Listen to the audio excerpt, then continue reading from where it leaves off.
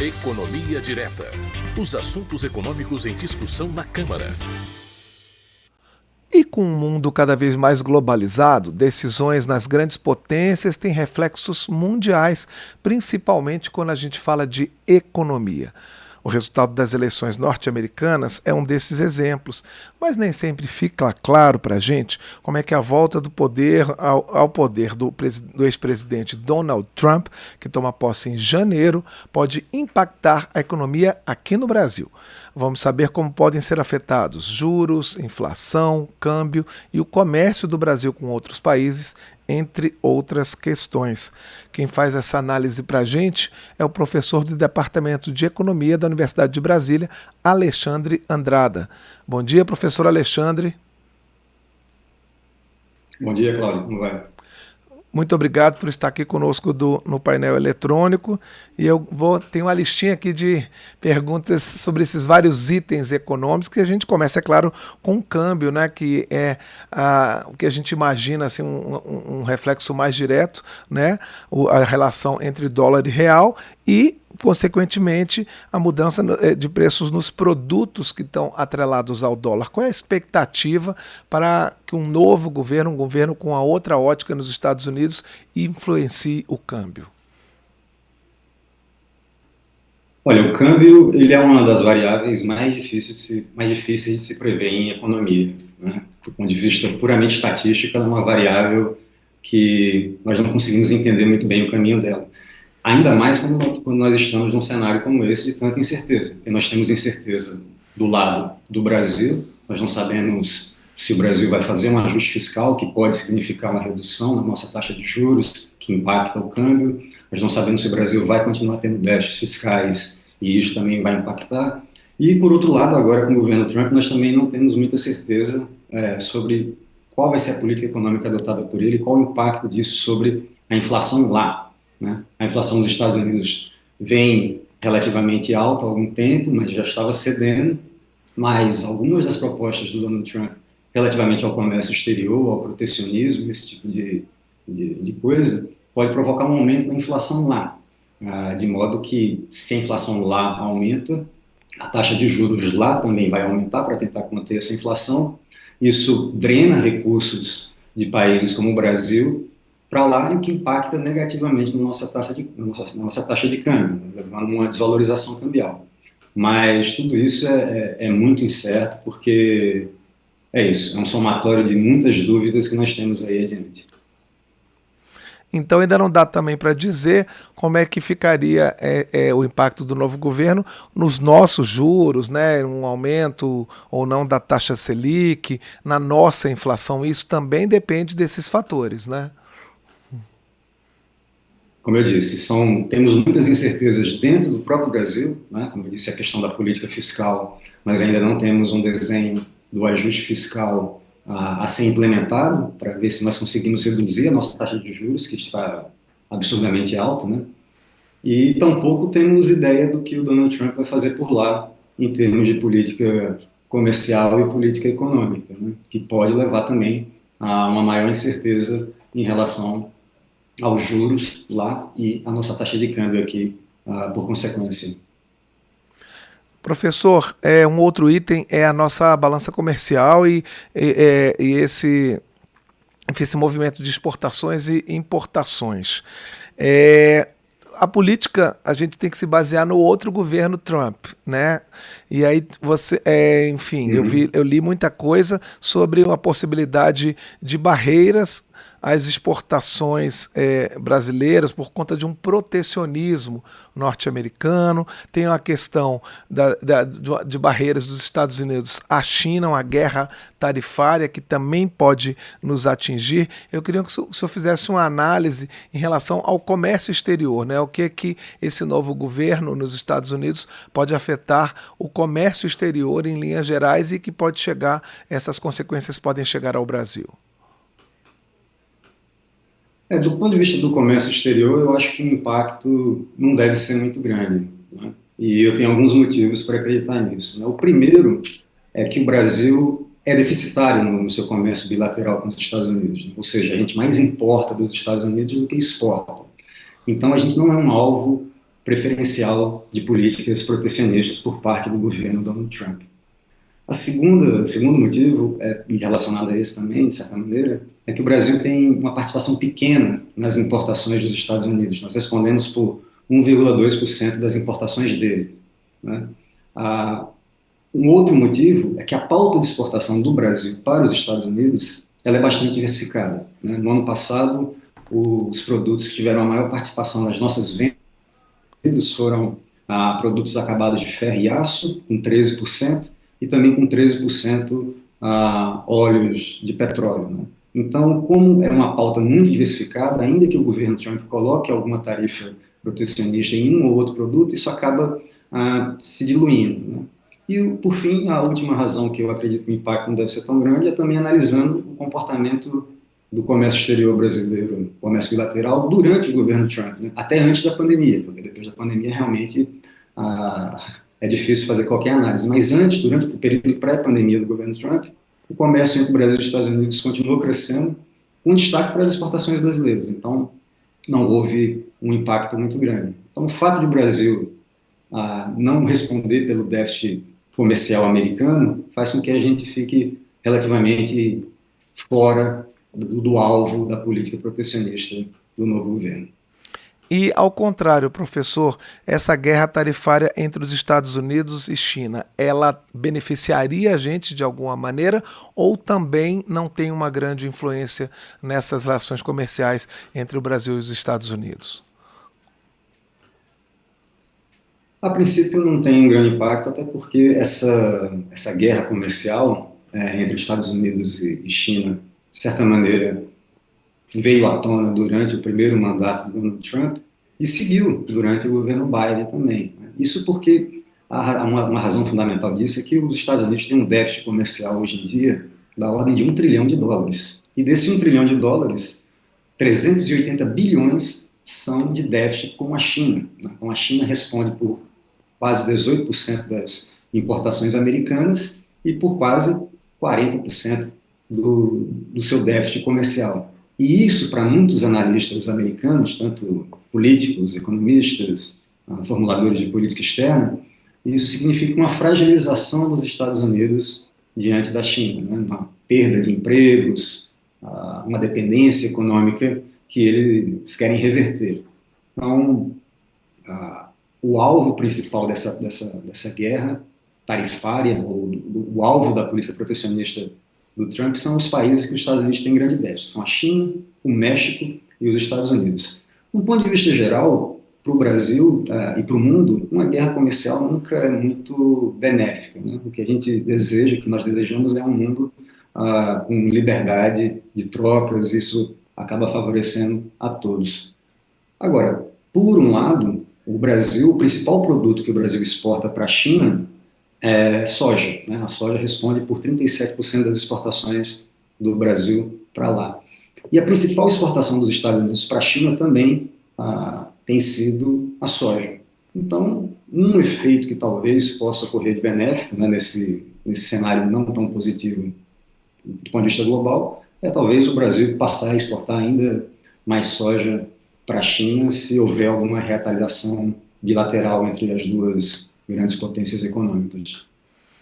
Professor, o senhor falou na soja, eu gostaria de saber se existe alguma expectativa específica para esse setor, para o agro, em relação à mudança de governo nos Estados Unidos. A pauta de exportação do Brasil para os Estados Unidos ela é bem diferente do que é para a China, que é o nosso principal parceiro comercial, né? Para a China, por exemplo, ano passado, quase 80%, 2/3, pelo menos do que a gente vendeu para lá, foi soja, foi minério, foi petróleo.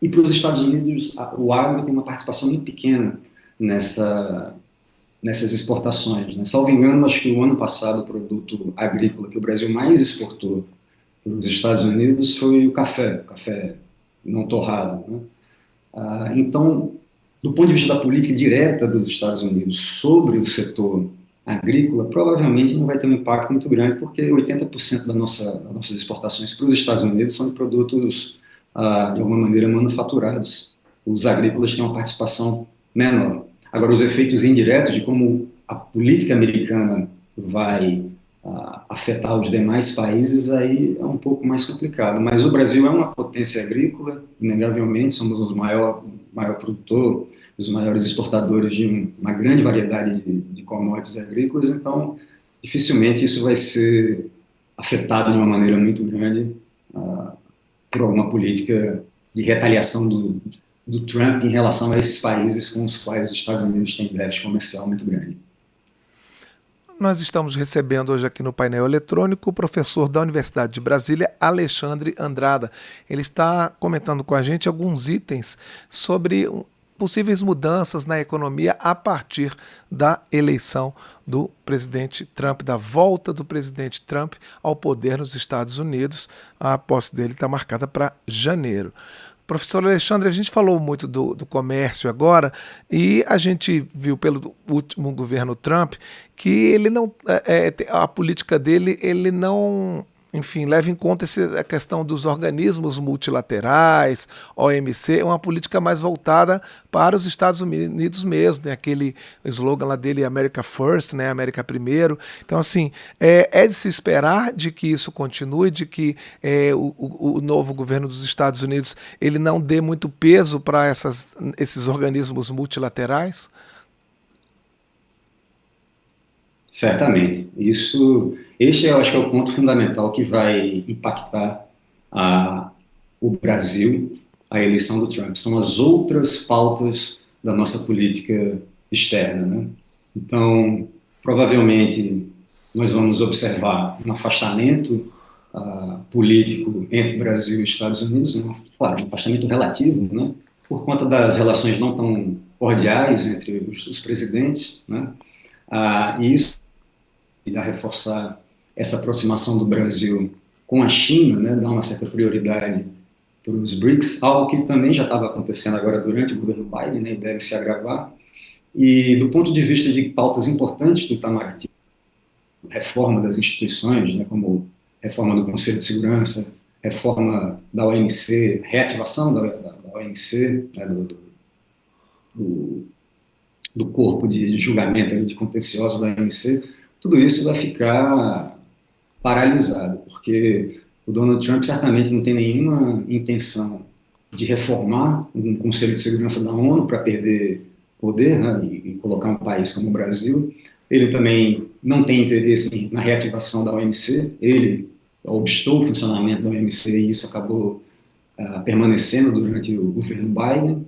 E também, do ponto de vista da pauta ambiental, dificilmente nós veremos algum avanço, né? Pelo contrário, devemos ver algum retrocesso, inclusive em bandeiras que o Brasil defende nesses fóruns internacionais. Então, eu acho que do ponto da economia, do comércio exterior, a importância do Trump não é tão, o impacto do Trump não é tão grande, mas nessas outras todas questões, nós podemos esperar impactos significativos. Pois é, o senhor falou na pauta ambiental, né? E essa é uma preocupação na campanha do presidente eleito. Já teve uma referência explícita à continuidade da exploração de petróleo, né, nos Estados Unidos. Então, essa questão da transição energética que está sendo levada pelo mundo, né? Hoje começa a COP29 lá no Azerbaijão, né? Então, assim, enquanto vários países estão discutindo essa questão da transição energética, a política do ex-presidente Trump, agora reeleito, eleito para um novo mandato, né, é uma política muito ainda de exploração dos combustíveis fósseis, né? Sim, e infelizmente, de certo modo, a nossa também, né? No comércio bilateral entre Brasil e Estados Unidos, por exemplo, o Brasil vende muito petróleo bruto para os Estados Unidos. O Brasil hoje é um grande produtor de petróleo, né? O petróleo tem participado cada vez mais da nossa rota de exportação. E nós importamos também muito petróleo refinado, né? Os derivados de petróleo dos Estados Unidos. Então, provavelmente essa expectativa que havia, essa ambição, esse desejo de parte do governo brasileiro atual, por exemplo, de explorar o petróleo na foz do Amazonas, talvez nem ainda mais fosse, né? Porque afinal, se o principal país do mundo, né, em termos econômicos, sairá dos acordos de Paris, deixará a pauta ambiental de lado, vai intensificar a exploração de petróleo, só acaba sendo uma justificativa para que nós façamos o mesmo por aqui. Professor, um último item que eu queria ver com o senhor é a relação à restrição à imigração, né? Que ele já, o presidente eleito já falou muito sobre imigração, tem uma pauta aí sobre repatriação de imigrantes ilegais, e isso reflete no Brasil, porque infelizmente a gente tem muita gente lá nos Estados Unidos, parte das pessoas que estão lá nessa situação ilegal, e isso reflete na nossa economia, porque isso é uma fonte de divisas. Essas pessoas mandam muito dinheiro para seus familiares aqui no Brasil, tem um reflexo lá também no mercado de trabalho. Essas pessoas muitas vezes ocupam os postos de trabalho que os próprios norte-americanos não querem ocupar, né? Como é que o senhor vê essas consequências econômicas dessa política específica de imigração? Não sou um especialista em imigração, mas do ponto de vista do que nós vimos recentemente, é que o governo americano já há algum tempo coloca mais restrições aos brasileiros. Acho que, salvo engano, há algum tempo atrás, o brasileiro não precisava de visto para entrar no México, por exemplo. E aí os Estados Unidos começaram a pedir, porque brasileiros estariam indo para o México e atravessando a fronteira da maneira ilegal, enfim, com coiotes, aquela coisa toda. Ah, E uma questão que é difícil de saber é porque os Estados Unidos, apesar do presidente poder muito, né, ele não pode tudo. Então, nós temos que ver como vai se comportar os outros poderes nos Estados Unidos. Lá é uma federação, então vários estados, isso aconteceu durante o primeiro mandato de Trump, vários estados disseram, olha, nós não vamos expulsar os imigrantes, nós não vamos fazer esse tipo de política, nós temos a justiça, apesar que agora já há algum tempo, e isso deve se acentuar, a Suprema Corte lá tem uma maioria conservadora, estará alinhada com Donald Trump, então é difícil saber até que ponto isso vai acontecer, porque mesmo durante, na verdade, se fizermos as contas de quantos imigrantes foram expulsos dos Estados Unidos, o governo Biden acabou expulsando até mais do que o governo Trump, né? Então acaba sendo uma política que vários países desenvolvidos têm adotado de alguma maneira ou de outra. Muita gente nesses países tem desejado esse tipo de política, né, de mandar os imigrantes embora. Essa é uma pauta, infelizmente, muito viva, muito ativa em diversos setores, em diversos países. Nós vemos isso no discurso do Trump, nós vemos isso no discurso da Meloni na Itália, no caso da Holanda. São vários países que, infelizmente, têm adotado essa retórica de expulsar os imigrantes de alguma maneira. Mas, em geral, até agora não vimos nada de muito extraordinário, né? Há uma necessidade econômica desses países, muitos deles, no caso dos Estados Unidos, mas muitos deles têm uma taxa de natalidade muito baixa, não conseguem repor a mão de obra necessária e precisam dos imigrantes para a economia poder respirar, né? Nem para crescer, para existir. Então, a ver, eu acho que se pegarmos como base o primeiro mandato de Trump, a coisa pode piorar, mas também os Estados Unidos têm instituições, têm regras, têm esse federalismo. Então eu acho que grande parte dos brasileiros que estão por lá vão conseguir viver sua vida com alguma paz. Professor, para a gente encerrar nossa sabatina aqui econômica, eu queria falar de turismo, porque também é uma fonte de divisas para os Estados Unidos e tem muito brasileiro que vai para os Estados Unidos. A gente tem uma predileção lá pelos parques da Disney e muita gente vai para Nova York também.